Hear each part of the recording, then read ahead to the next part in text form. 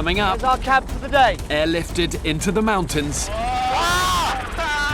This is so cool. Can the team survive alone and make it back to civilization? You're on your own, guys. Good luck. After 10 days of intense training, this is where the team will take on their grueling final challenge, the exposed Welsh mountain Mol Shabod in Snowdonia. Everything the young survivors have learnt at survival school is culminating in this one 24-hour final exercise. And it's going to test their skill and their resolve to the max. If they can survive this, they can survive anything.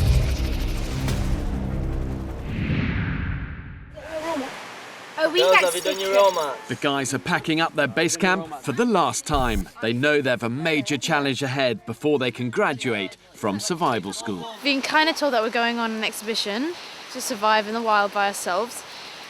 And I'm actually really a little bit nervous, I'm not gonna lie. Okay, team, over you come. Lead instructor Scott gives them a military-style briefing on the mission ahead. Okay, guys, what we've done here is reconstruct a model, one of the most famous mountains in North Wales, Mol Shabod. Your mission is go from the insertion point across the mountain summit and then come down to the extraction point as a team. They'll have to cover at least 8 miles, and that's if their navigation is spot on. Will it be dangerous? Yes. We have to make some good decisions? Yes, you can only do that as a team. And there's a big surprise in store. 3 at a time, you will fly to the drop zone by helicopter. Okay, Bear Grylls style. So we're not going to bother having any doors on the helicopter. Low level drop off, helicopter just flies off. Just before we go, you notice the weather has changed, sun's come out. Okay, so what I want you to do just before you go, just make sure the midgies aren't going to attack you. Okay, just get your neck, faces, arms covered. Put your hands in the pit. Let's get going with it. On survival exercises, mud also helps you blend in with your surroundings, It's not makeup, Lavinia. disguising the smell of soap and toiletries and giving you a better chance at catching wild food. No, you smell fresh. Better. A bit nervous because obviously we're just getting put in a mountain on our own, but I think if we all work as a team, we all use the skills that we've learnt, I think we can do it. There you go. I'm going to helicopter. I'm so excited for that bit. This is our last challenge. We need to show Bear Grylls what we're made of. So it's going to be brilliant. The team trek to the foothills of the mountain to meet the helicopter. There's our camp for the day. From here, they'll be airlifted higher up the mountain to their insertion point. Helicopter inbound, let's do the smoke. But first, a chopper needs to be guided in with smoke flares so it can land safely close to the team. Pull it at right angle here, okay? And hold it as low as you can. And this very special task falls to the girls, their prize for being voted Survival School Team Champions. Exciting! It's gonna be so scary when the helicopter lands in front of me. The handheld flares can be spotted by the helicopter from well over a mile away.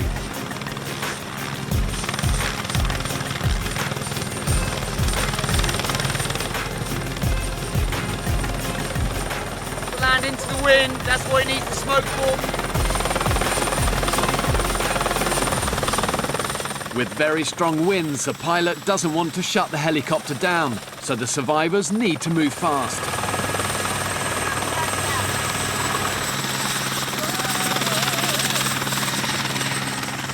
Wow, it just doesn't seem real.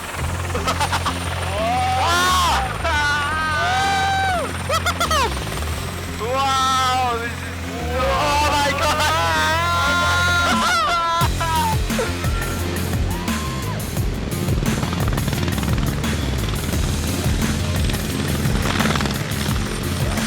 This is so exciting.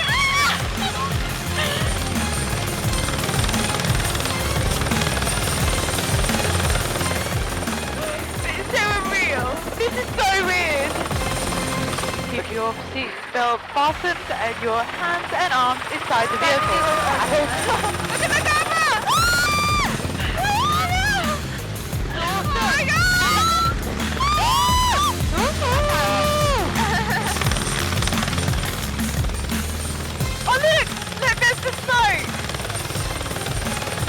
Oh my god, that's the best thing. That is the best thing by far. 1,000 meters. I felt like action man when I was looking out the window. When we were banking, it felt like your heart just dropped. It felt like you're on a roller coaster going really fast. Amazing thing ever. It was really my life. I don't think anything will top that. Oh man, it was amazing. Just gonna treasure that moment forever and ever. I'm gonna keep that feeling inside me. That's gonna be my motivation to climb to the top of the mountain. We've got a huge task ahead and it's freezing up here, so windy. It's going to make it so much harder if it keeps going this wind. This is it. The team are now completely on their own. They've been dropped around halfway up the south face of Mol Shabod. Their mission is to cross the boulder field to summit the 872-metre high peak and then descend the north side to their extraction point. They'll have to navigate treacherous terrain full of sheer drops and cross a freezing lake to meet up with me at the finish.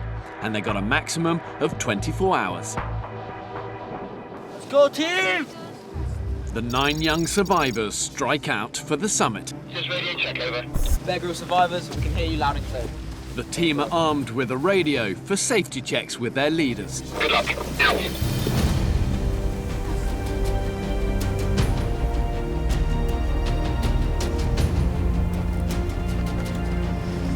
the wind's picking up. They have no modern technology for navigation. They'll be relying on a map and compass alone to get them back to civilization. Kieran's at the front, so he's leading, so him and a couple of girls, I think, are just sort of map reading their way and just trying to work it out. And I'm hanging back, I've got comms. Charlie is thinking like a survivor now. He's staying at the back so he can radio for help if anyone is struggling. It's got that direction. No, but it's northeast, like on the map. No, the peak's northwest. I'm just leading the group because I have the compass and because I'm one of the oldest and because I pretty much have all the stuff in my bag. Throughout survival school, Kieran has been growing into the role of team leader, and here on the mountain, strong leadership is going to be critical. Guys, I think right up there's the It's peak. right up there, guys. So should we go up there and then kind of Maybe we curve should a go bit, so the go hard up way on the way down. To reach the peak and get to their extraction point is a journey of at least 8 miles, so they have to pick an efficient route up the mountain. We're basically just taking ideas off of everyone and we're all making decisions off of that. But Alana is not keeping up with the main party. It's my leg, it really hurts, but I really want to achieve this because I don't want to quit now. It's like our last challenge. It's all too easy to pick up sprains on the uneven ground and rocks. Let's go. Alana's, I think she's hurt her leg or something like that, and so she's in a bit of trouble. So I'm just sort of hanging back. I'm at the back of the group. The guys take a break to refuel and allow Alana to catch up. They've been given emergency ration packs of just a tiny portion of tuna, a few biscuits and some mint cake. So they've got some tough decisions. We just need to ration our little mint more because it's so tasty. But our emergency rations, well, I'm not going to eat mine at all because I don't think I'll get to the point where I'm literally genuinely starving. I don't want to start like breaking into them yet until I like really can't move and need the energy. Check we're going the right direction. Plan is to just not go around, just go to through, head on the challenge, and keep going. Let's keep going. Come on. They decide to head straight up towards the biggest boulder field to reach the summit as quickly as possible. The group is now really starting to stretch out. Although Alana appears to have only a mild leg sprain, she's having trouble climbing up as the rocks get bigger. Yeah, I'm hanging back with Alana because I don't think it's fair that she should be on her own if all of us are up there racing ahead. So I'm staying back, encouraging her. So at this early stage of the expedition, they're doing a great job of having that positivity and that great mental attitude. But one golden rule that they're forgetting is always go at the pace of the slowest boy or girl. Charlie's doing a good job of looking out for Alana, but really the group have got to keep thinking smart. Otherwise they're in danger of getting separated, and in the wild, that's dangerous. Alana, the summit's right there. The team face a final scramble over huge boulders to reach the summit. Alana, Charlie, get your helmets on!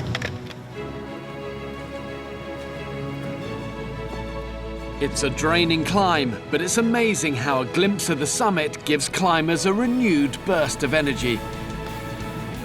Even Alana seems to have forgotten her aches and pains for the moment. It's worth it to say that I've done it. The pain don't last forever, it's the memory that does. And after 3 hours on the windswept mountain, all 9 reach the summit together. Done it! We're at the top! Hands in! One team! One team! One dream! To conquer this peak on their own is a real achievement after just 10 days training in the wild. Absolutely amazing. If you just look around you, the view is superb. Think how proud we'll make Bear when we get to the bottom.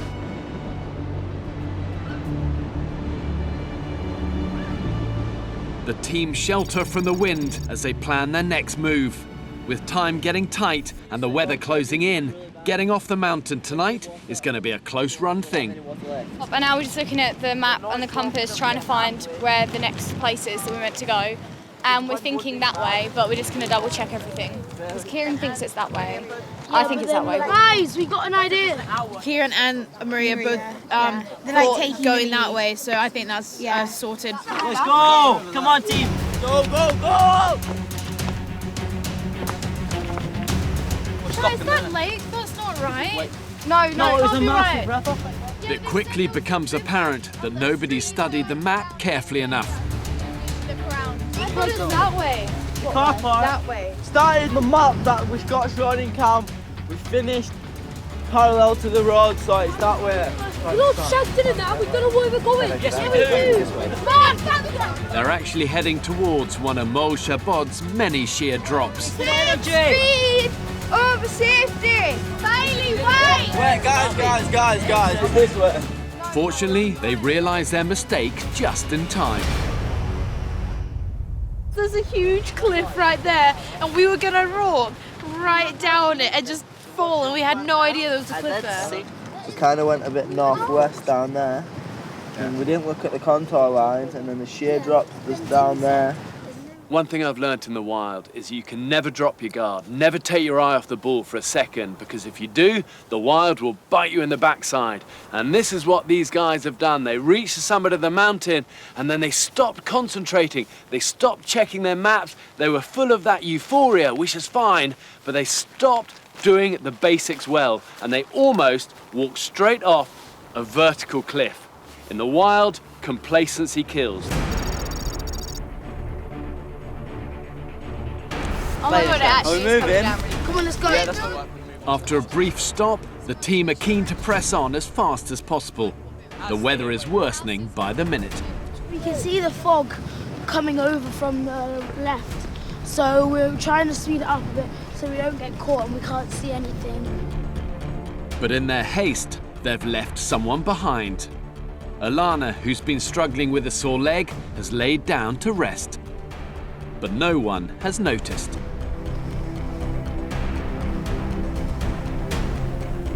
Leaving a team member alone on the side of a mountain is one of the most dangerous things you can do.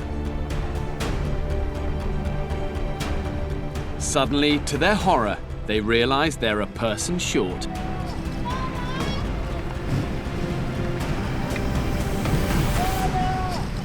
Adam and Charlie race back to try and locate her.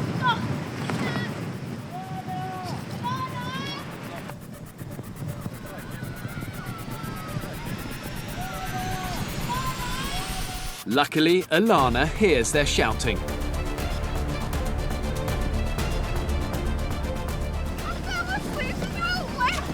She fell asleep. I fell asleep. I woke up and everyone had gone. I'm like, guys. I'm just happy that we realised that she wasn't here when we did, because if we left it much later, she might have just been left there.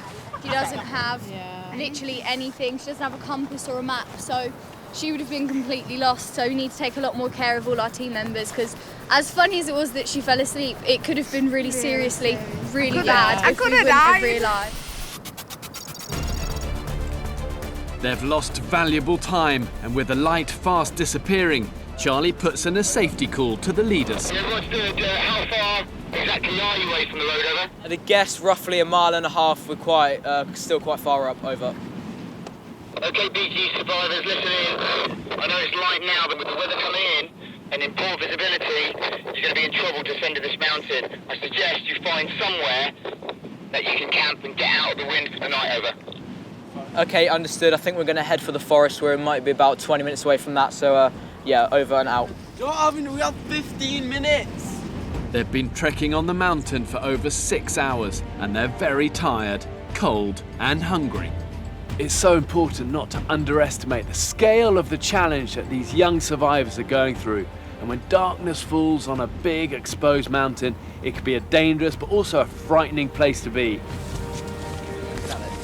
Here we've got to find flat forest because it's on a hill and we don't want to be sleeping downhill.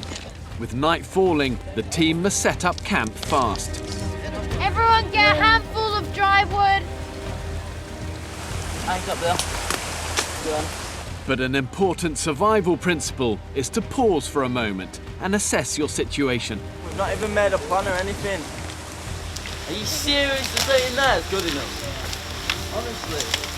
I'm not saying we're going to sleep here, just sleep where you want. In their tiredness, Kieran and Charlie are not at their most diplomatic, but they're right to keep looking. Here is perfect, it's flat. It's covered by trees. There's plenty of wood everywhere. Me and Kieran separated from the girls because we didn't think what they were doing was right, and paid off. We found what we think is a good place. Oh, look, they're coming down. Despite being totally exhausted, they set about things in exactly the right order of survival priorities. Shelter first, before fire, and then food. Boys can sleep there, girls can set their top up there, fire can go there, we can all sit on that log. Perfect. We need to set up the tarps quick. How high, Maria? Look how much room there is under. I think the girls have got their tarp set up. It's quite low, but I think we're just trying to get a fire going at the moment, and then hopefully gonna have some of our food, of what's left of it, which I don't think is a lot. Should I get some fern? A fire will really help lift morale and warm them up, if they can get it going. In the meantime, some decide to have the rest of their emergency rations without heating them up first. I've not been this hungry in the whole trip. Fire lighting has not been one of the team's strongest skills and training, and so it proves once more. Can't be bothered anymore. They just gave up on the fire. I do understand why they go from the fire though, because we're not actually using it. Bear Grylls Survival School. Together. Yep, we can hear you loud and clear, over. Instructor Scott unexpectedly radios the camp. About a kilometre from your camp with a cache of fresh food. Okay, can you give us any direction? Keep heading south. The cache is hanging from the tree, whatever. Oh, food. The idea of having food has lifted the camp's morale a bit. Let's go, Couldn't have been in like Good luck, guys. Right. The young survivors have hardly eaten today, so 4 of them volunteer to navigate in the dark to retrieve the supplies. Nah, south that way now. Yeah, so we need to go up here then, Kieran, because it will go bare to the left. Yeah, free bag gets there. Oh! Impressively, they quickly find their way to the food. Yeah, the boys just spotted it in the tree. Just rip it. Oranges. Not food we can just eat. So we have to have a fire. Oh, it's close 2 squirrels. We were all like Bugsying like chocolate pudding and chocolate fudge brownie, and there's 3 dead squirrels in a bag. I'm not eating them. Go ahead, Eddie. We have successfully found the bag with 3 squirrels in, over. Oh my god. Oh, excellent. It's all we could catch this evening, I'm afraid. But there's loads of protein, lots of fat as well, so you shouldn't go hungry. I'm with 3 other people, and they're not happy about this, and I don't think they want to eat it. Guys, I cannot believe my ears. You're in a survival situation, you've got no food, you don't know where your next meal is coming from, and you're not happy with it, over, is that right? I suggest what you do is take the squirrels back to camp, and then reassess the situation tomorrow morning. Despite their disappointment, the guys are in jokey mood as they return to camp. We've